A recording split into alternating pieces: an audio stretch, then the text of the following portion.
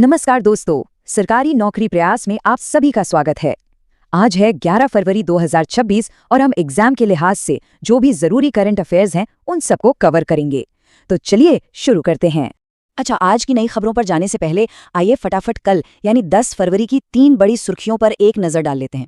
तो global fire power index में भारत चौथे नंबर पर था।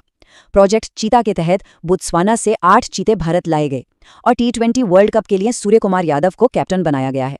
चलिए, ये तो हो गया कल का रिवीजन। अब आज की ताज़ा खबरों की तरफ बढ़ते हैं। तो ये थी कल की कुछ झलकियां। अब देखते हैं कि आज हमारे पिटारे में क्या है। हम राष्ट्रीय समाचारों से शुरू करेंगे, फिर खेल जगत की हलचल पर नजर डालेंगे, इंटरनेशनल अपडेट्स को समझेंगे और आखिर में सुरक्षा और अर्थव्यवस्था से जुड़ी महत्वपूर्ण खबरों को जानेंगे। चलिए, सबसे पहले देश की खबरों से ही शुरुआत करते हैं, जहां राज्यों में कुछ बहुत ही इंटरेस्टिंग और जरूरी पहलें हुई हैं। तो आज की हमारी पहली खबर सीधे एग्रीकल्चरल सेक्टर से आ रही है। एक बहुत ही महत्वपूर्ण पहल शुरू की गई है जिसका नाम है दलहन क्रांति। क्या कोई अंदाजा लगा सकता है कि ये किस राज्य में शुरू हुई है? जी हाँ, ये पहल मध्य प्रदेश में शुरू हुई है। वहां के कृषि मंत्री शिवराज सिंह चौहान ने सीहोर जिले से इसका शुभारंभ किया। अब सवाल ये उठता है कि इसकी जरूरत क्यों पड़ी? असल में हम भारतीय दालें बहुत खाते हैं, लेकिन इसके लिए हमें इंपोर्ट पर काफी निर्भर रहना पड़ता है। इस क्रांति का लक्ष्य हमें दालों के प्रोडक्शन में आत्मनिर्भर बनाना है, जिससे देश का पैसा भी बचेगा और किसानों की आमदनी भी बढ़ेगी।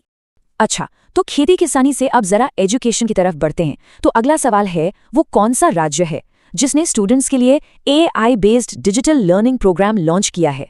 और ये कमाल किया है हिमाचल प्रदेश ने। मुख्यमंत्री सुखविंदर सिंह सुक्खू ने पढ़ाई विद AI कार्यक्रम को हरी झंडी दिखाई है। देखिए, ये सिर्फ एक डिजिटल लर्निंग प्रोग्राम नहीं है, बल्कि ये कॉम्पिटिटिव एग्जाम्स की तैयारी कर रहे स्टूडेंट्स के लिए एक गेम चेंजर हो सकता है। सोचिए, AI की मदद से हर स्टूडेंट को पर्सनलाइज तरीके से सीखने का मौका मिलेगा।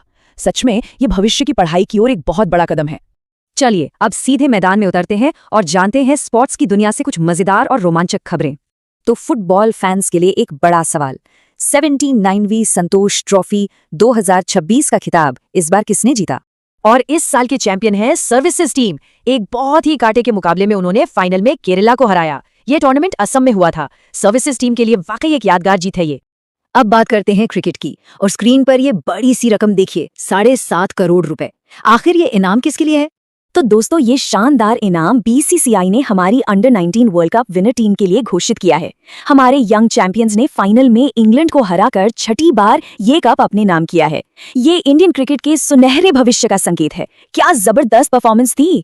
खेल के मैदान से अब चलते हैं इंटरनेशनल मंच पर, जहां डिप्लोमेसी और कुछ ऐतिहासिक फैसले सुर्खियों में बने हुए हैं। तो सवाल ये है कि प्रधानमंत्री मोदी ने साल 2026 की अपनी पहली विदेश यात्रा किस देश की? प्रधानमंत्री मोदी की इस साल की पहली विदेश यात्रा मलेशिया की थी। वे वहां के प्रधानमंत्री अनवर इब्राहिम के खास बुलावे पर गए थे।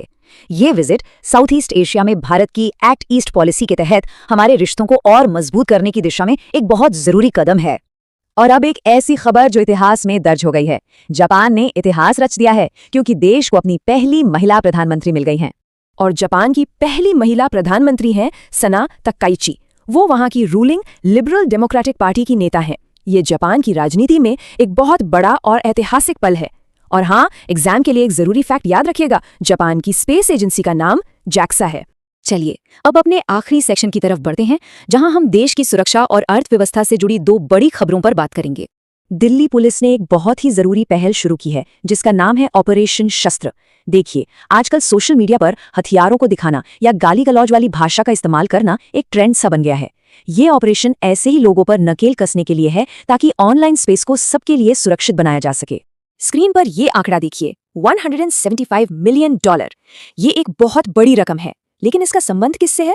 ये $750 मिलियन का एक इकोनॉमिक पैकेज भारत ने अपने पड़ोसी और स्ट्रेटेजिक पार्टनर सेशेल्स के लिए अनाउंस किया है। इस मदद का इस्तेमाल वहां हाउसिंग और सिक्योरिटी सेक्टर्स को मजबूत करने के लिए किया जाएगा। और हाँ, चलते चलते एक और एग्जाम फैक्ट, सेशेल्स की राजधानी विक्टोरिया है, इसे याद रखिएगा। और आज की खबरों को खत्म करने से पहले एक और छोटी सी लेकिन जरूरी जानकारी। बडी स्क्वाड्रन नाम का मिलिट्री एक्सरसाइज हाल ही में साउथ कोरिया और अमेरिका के बीच हुआ है। और अब आ गया है आज का सवाल, जिसका जवाब आप लोग देंगे। हम सब जानते हैं कि केरल ने इंडिया का पहला बर्ड एटलस जारी किया था, लेकिन सवाल यह है कि अब दूसरा राज्य कौन सा बन गया है?